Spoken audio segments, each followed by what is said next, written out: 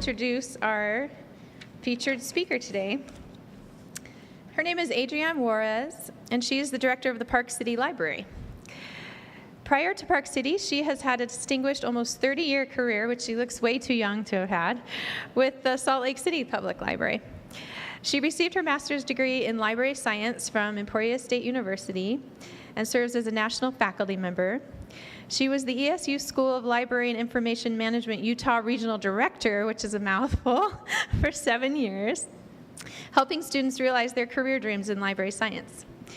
She served as the 2012-13 Utah Library Association President and as the from the year 2000 to 2014 co-chair of the Mountain Plains Library Association Leadership Institute.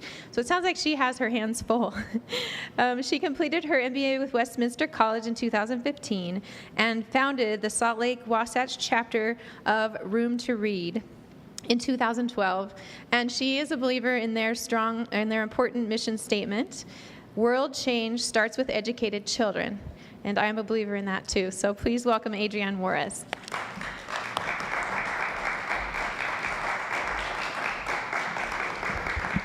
Good morning. I'm happy to be here. Can you hear me? I'm happy to be here with all of you today. Raise it up just a little bit.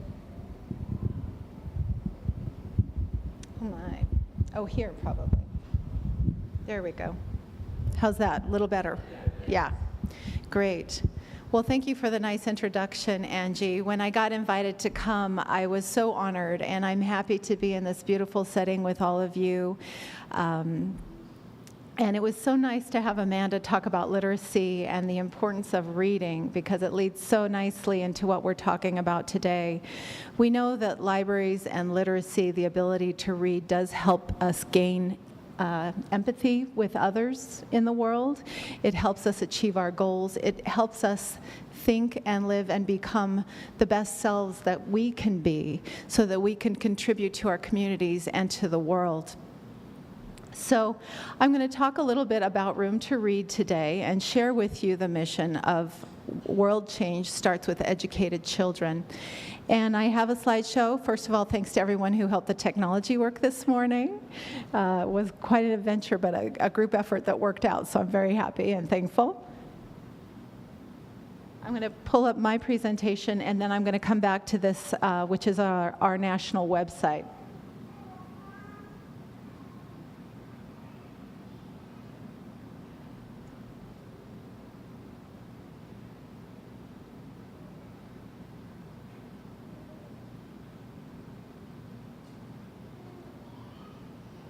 So the slides look a little stretched because thanks to the genius of a couple people here, we were able to transfer this from PowerPoint to Google Docs. So please understand that it wasn't formatted quite like this when we started, but hopefully you'll be able to get the point and see the pictures that I'm going to share with you today. So, as you know, I'm Adriane Juarez, and I am the director of the Park City Library. And I started Room to Read, a chapter of Room to Read here in the Salt Lake Wasatch area in 2012. My journey to this place started when my husband and I watched Half the Sky on PBS. Have any of you seen the documentary Half the Sky? That is a documentary that Nicholas Kristof and his wife Cheryl Woodoon created, going into the world and looking at the plight of women and girls in many of our developing countries. And the fact that really without education, I mean, that's not the whole gist of it, but there are very few choices for women and girls, or boys for that matter, who can't read. So I watched that, and if any of you ever have the chance to see it, it's very powerful. I would recommend it. And thought, I've really got to do something. I'm a librarian. I believe in literacy. I believe in what it can do for our lives. So I decided to get involved and start a chapter here in Utah. Room to Read was started by John Wood, who's a former Microsoft executive. He's written 2 books.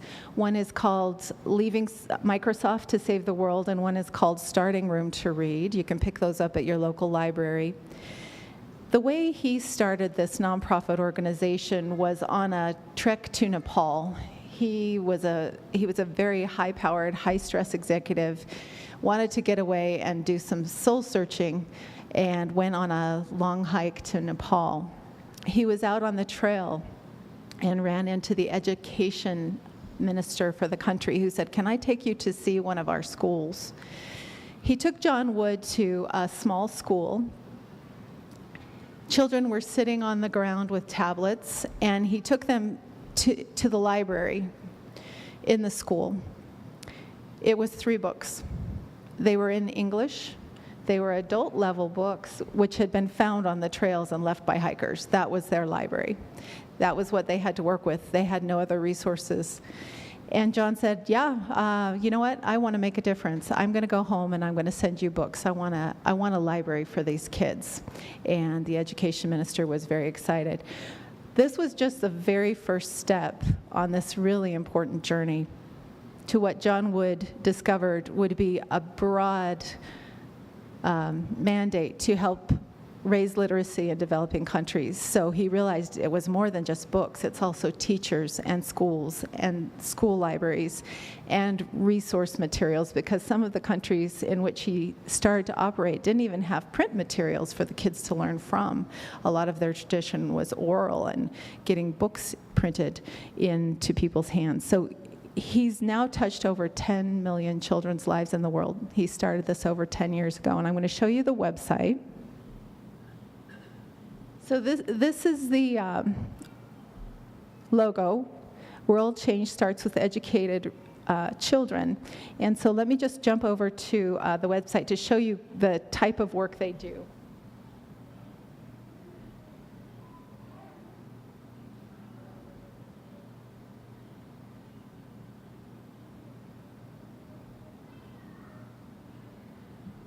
So these are the countries that they're in at this point, 10 countries, and all of them have high needs for literacy and early education, getting the kids up to level reading by 1st and 2nd grade is the goal.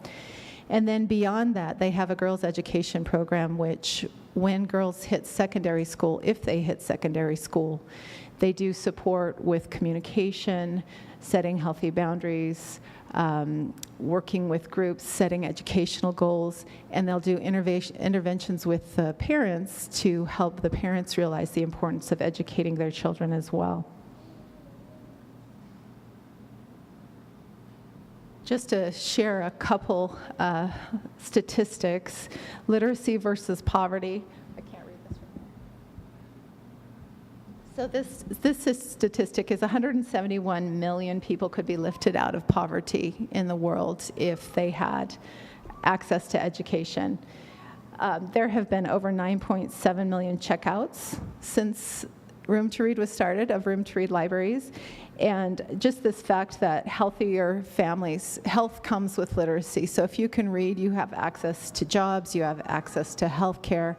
Families are twice as likely to be healthy if they have literacy.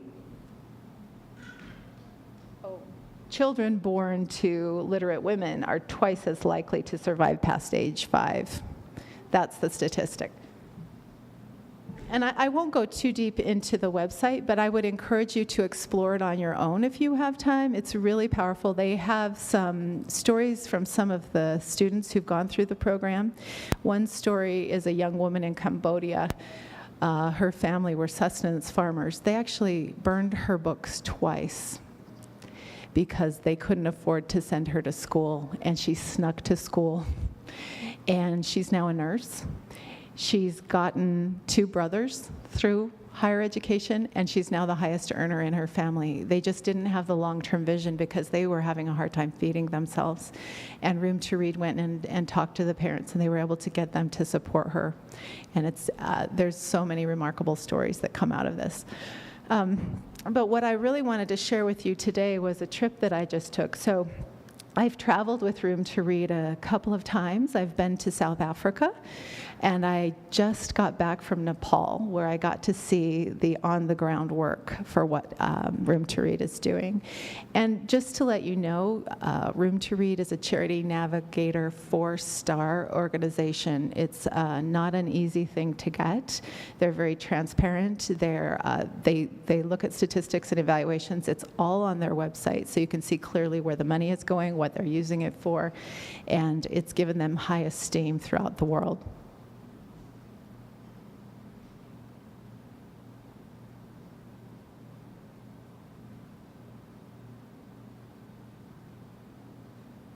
So I got to go to Sri Lanka, and it was the end of May, so I'm really just back. Just a few facts. Has anyone been to Sri Lanka? No. It's beautiful. It's very tropical. It's an island off of India, and it has a population of over 19 million. The capital is Colombo. I just have some quick facts here. The languages are Sinhala, Tamil, and English. The religions are Buddhist, Hindu, Christian, and Muslim. Their industry is rubber processing, tea, coconut, agricultural commodities, clothing. You drive through and you see rice paddies. A lot of the families are rice farmers, so you'll see them out farming with the rice. And one thing that I did not know about Sri Lanka before I went, our country leader told us that the main export there that they do not talk about is women to be housemaids in Saudi Arabia. And some of them come back and some of them don't. And they do that as indentured servants. They have to pay their way, and then they have to pay the money back that they got there with. And then they try and make money beyond that to send back to their families. So the poverty level is extremely high, and an education can change lives there. So they've just come out of a civil war as well. So it's been a very war-torn country, and they're regrouping and getting a lot of, they have a new government in place, and they're very hopeful at this point. Amazing, beautiful people, and I'm going to show you some pictures. So this is the group of chapter leaders that you see here. We have chapters throughout the world. So I was there. We had people from Hong Kong, Sydney, Dallas, Boston, London, Paris. And this is us at one of the young girls' homes. They take us out for a home visit to see how the families live, and the girls are very proud to show us their work, and I'm going to show you a little bit more as we go on. The smaller picture is John Wood. So he met us in Colombo, which is the capital, and he does a welcome dinner with all the chapter leaders and an introduction about the important work that's going on and what we're going to experience when we're in country. And then we go out. We go out to the schools. We go out to the libraries. And the welcome is absolutely incredible. You can see in this picture, this is the first school we went to. They went all out. They made this beautiful sign, "We warmly welcome you," and you can see the students standing under that. When we pulled up, these are drummers, traditional cultural drummers. They did a beautiful program for us and led us into the school. And then we got to go into some of the classrooms and see the work that's being done. This is one of the teachers here that you can see. She was teaching the alphabet and using Room to Read resources, so the workbooks, the training she receives from Room to Read. And the kids were very excited. They are also very excited to see Westerners, which isn't something they see very often. And then they let us sit with the kids and practice our Sinhala alphabet, which this little boy sitting next to me just cracked me up because they gave us a piece of paper and they said, "Okay, now you try. Here, you just listen to the lesson. Now you write the letter." And first of all, the lesson was not in a language I knew. I mean, imagine not being able to read. I had that experience for a moment. I can't read. I can't understand. Here I am at ground level, and I've got to try and write this letter. And I got my piece of paper, and I was writing, and I kept showing it to this little guy. You know, he didn't speak English. And I show him, and he'd say, Okay, let me try again. He was just rolling his eyes like, where did they get her? But I absolutely could feel what that was like to be at ground zero with no understanding. It's tricky. And this little boy was very proud of what he knew, and he wanted to make sure that I was going to get it right too. So that was a really neat moment. I have to say the hope and hospitality there were incredible. So when we went to the schools, it's very tropical, very hot. A lot of the students don't have shoes. A lot of the parents don't own shoes. But they come out in their best to greet us. The bigger picture there shows some of the moms. They wear their beautiful saris out because this is an occasion. And I was a helicopter mom. I have two sons who are now in college at the University of Utah, and I was always worried that they were doing well and making sure they had everything. These moms were the same. They were kind of telling their students, do this and do that. They want the best. They want this education for their children, and you could just feel it so deeply. And then, really, a lot of these families live on under $50 a month, if they're lucky. If the farming is there for them during the season, they do the farming, and then they look for odd jobs in the off season. And yet they prepared the most beautiful tea time meals for us, lunches. And you can see here they had pulled bananas from the trees. They'd created beautiful desserts. They had tea and coffee, and just such graciousness and kindness from these people was so touching. This is one of the room-to-read libraries. You can see on the outside they painted a picture of John Wood, and they labeled it Best Companion Forever, just knowing that their lives are changed because one person cared. And this is one of the libraries that we went into. So you can see they make it bright and colorful. This young woman is the librarian. She was just delightful. She and I there are holding up books that are published by Room to Read in Sinhala and in Tamil.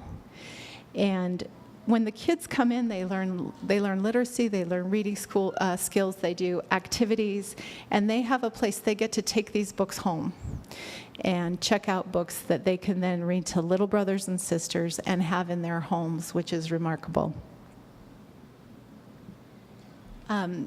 I also wanted to feature a little bit about the Girls Education Project because, of course, the early literacy is so important for the boys and girls, but then the girls need extra support as they go on in education. So here we are going to the Girls Education Program. They did a beautiful dance for us. And then they talked. You can see this little girl on the left. She's so nervous, but very welcoming and excited to see us and tell us about what they're learning. This is a play they put on. On one side, they're depicting the Civil War and the hardships that they've gone through. And then on the other side, this is a room-to-read teacher in a beautiful sari coming to tell the principal how she'd like to help the girls in the school, and the girls wanting her for their teacher. And then they did some activities. So they do learning and communication activities, and they demonstrated for us some of the communication skills through some games that they play. And then we went to a home visit. This is Naomi, and this is her family, her mother, her grandmother, her father, and her two little sisters. And Naomi has a little place carved out in her home where she can display her work. And they've built this home with their very own hands. It's 6 miles from the school. She goes by motorcycle on the back of her dad's motorcycle when he can take her, or by bicycle. And then these are the Girls Education Program alumni. We got to visit with some girls who have made it all the way through their secondary education and have applied for college. These young women are Muslim, and they are testing in their regions first and second. And the parents were there to support them, and they were very proud. In conclusion, this is just a poem that one of the students had written about human values, talking about are we jostling and pushing and shoving against each other, or are we there to help each other? And I thought it was so poignant. And then just a moment with these two kids in the library as they shared a book. It's something really remarkable and empowering. So in conclusion, I'm just grateful to be here. Thank you for learning about Room to Read. And I'm open. Do we have time for questions? We have a little time for questions. So does anyone have questions about the program? Or? Yeah, so there's a lot of ways. On the Room to Read website, the Utah the Salt Lake, we call ourselves Salt Lake Wasatch, we have a link on there, and you can get involved. So right now we're looking for affiliates and volunteers to help us with some projects for fundraising. And actually, if anybody's interested, we will be having an affiliates meeting in August that anyone is welcome to attend. Maybe just give Angie your contact information, and I'll send you an invite.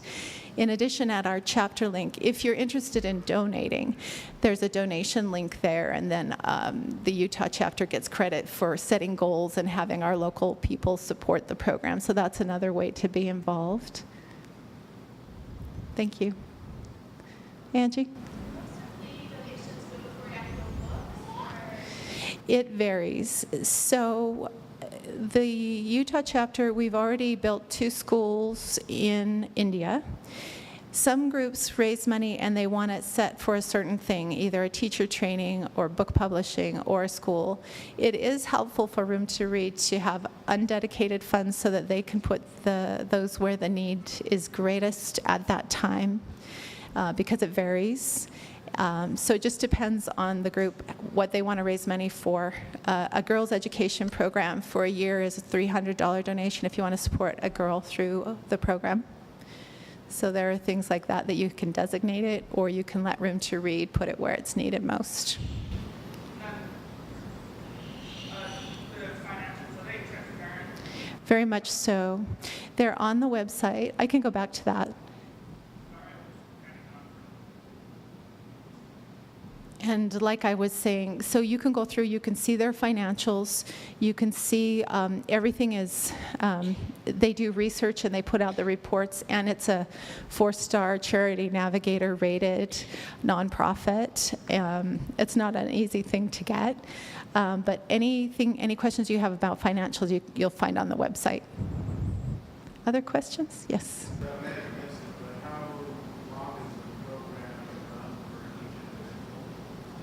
For the girls, or sure. So the idea is to get as many kids in early on, the 1st and 2nd grade, to get them really get their foundation in reading early, and that's both boys and girls. Really, teacher training, libraries, schools, all of that. And then once they get past that, Room to Read works with the local governments and schools to make sure that they kind of continue on. But then they do a special girls' education program when the girls get to secondary school, so like junior high school age. And that's kind of the life skills and helping support families so that their daughters can get all the way through secondary school. So the early literacy is for both boys and girls. That goes up to 2nd grade, and then with kind of encouragement and support moving forward, and then the girls' education program through secondary school. Does that answer your question? Okay. Okay. I was just curious how, Yeah. how would you, or do they actually get involved with the schools, or school districts, and or sister schools? Yes, as a matter of fact, if you have a moment, go to the website. They have something called a student-to-student program, because they do feel it's important for our students to support their peers around the world. And schools will hold a fundraiser or a book sale, and then you can get tuned right into that program, and it goes directly to the kids. I was just curious if they were using, like, where the kids can actually maybe meet over the internet or something like that sometimes, so the kids, so like, for example, Yeah. younger kids that are in the 2nd, 3rd, 4th grades at our school, can they actually see that? Oh, wow, that'd be... So, like, Skype, Yeah, it would be amazing. I'm not 100% certain how they would work that. I know they do reporting back. So if a school sponsors a program, you would get reporting back on what it was spent on and how everything went. But what a neat idea to Skype some of the kids in. We should. Well, I understand because at that age, the kids they don't care. Yeah. Their battery's there, so they can actually make contact with them and say, hey, I know that kid, I like it. Why don't Yeah. you help them? And they, what can they give back to us as far as, about their cultures? Yeah. Probably don't get so much here in our isolated valley. Yeah, learn from each other. That'd be fantastic. We could talk about it. Nice. I was just going to ask, as far as the gender equality goes, are these countries that are selected because culturally the girls' education is less important for some reason? How is that achievable? The girls' education, it's very true there in particular. All of these are sustenance economies where the girls often are pulled out of school to raise younger siblings or to raise crops or cook and the way the countries were chosen sometimes, there are many more countries in the world. Room to Read's in 10. There are many more countries in the world that could use this kind of support. But the way this program works, if the government is willing to work with Room to Read, there are a lot of hurdles to jump through. Some countries you can't get into, period. But these particular countries, the education ministers or the government was willing to say, yes, we're going to embrace Room to Read, and here's how we can work together. So one of the principles of Room to Read is the communities have to want the library, and that Room to Read isn't going to stay there forever. This is the foot up, and then the community needs to take it from there. So a lot of these communities will ask for a project and say, we're willing to put in some sweat equity to build the walls, to paint the walls, or we're going to raise some money as a community to help put the books in. So it's got to be a collaborative effort, and all the country directors are from that country. So it's not Westerners coming and saying, here's what you're going to do. It's people leading from within. They've supported local authors and illustrators, and it's all developed from the ground up by people really willing to jump in and make it happen in those communities.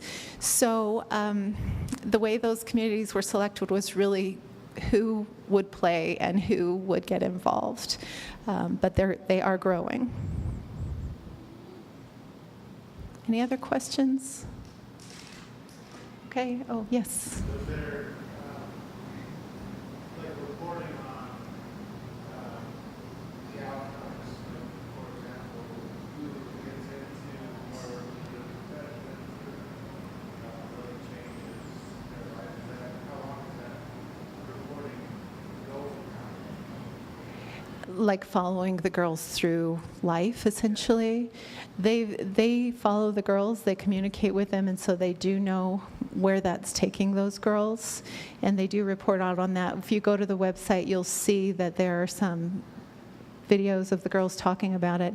And the young Muslim women you saw in my slides, there were just a couple there from their cohort, but one of them said, all of the girls who were there wanted us to tell you how much this changed their lives. And not all of the girls are as successful as the ones that we saw, but they're there and they have the education. And we know when girls are educated, oftentimes that translates into next generations, which of course is much harder to track. But we know that that's really what happens. Those moms teach their kids because they've got that literacy. Does that help? Kind of related to this question, what are the aspirations for these girls mostly? Yeah. What Well, the young women we talked to, two of them wanted to be lawyers, and one of them wanted to be a school teacher. And imagine coming from illiterate parents, that's not even something in their minds starting out. And so that's one of the things that they talk about in the girls' education program, like what are their dreams, helping them write about it and think about it. And how do you apply for college? How do you get to the next steps? And then they formulate their career and life plans through that. And they were remarkable young women. They were just so excited about the next step, and you could tell they felt empowered. So it varies. A lot of them do want to become school teachers because they can see how much that changes lives. We heard quite a bit of that. Okay, thank you.